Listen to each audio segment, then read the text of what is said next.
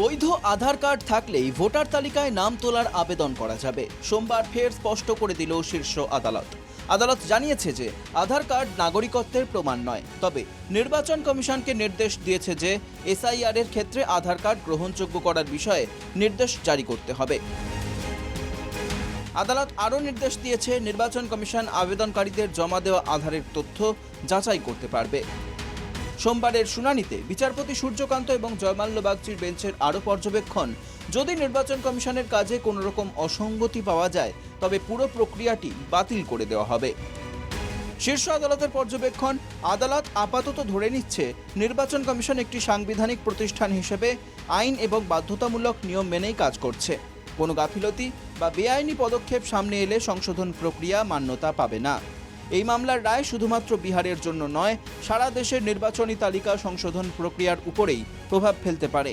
এই বিষয়ে সুপ্রিম কোর্টের রায় হবে সর্বভারতীয় প্রেক্ষাপটে।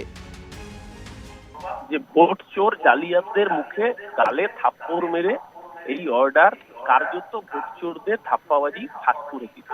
140 কোটি ভারতবাসীর মধ্যে যে ডকুমেন্টটা সবচেয়ে বেশি মানুষের হাতে রয়েছে সেটা হলো আধার কার্ড। 134 কোটি ভারতবাসীর কাছে আধার কার্ড রয়েছে।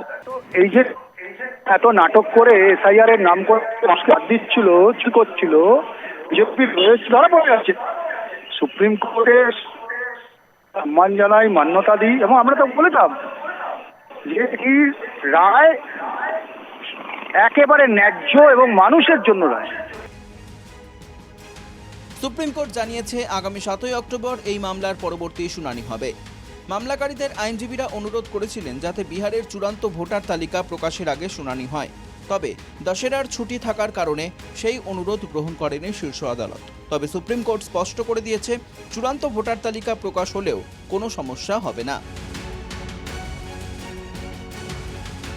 Bureau report, NKTV Bangla.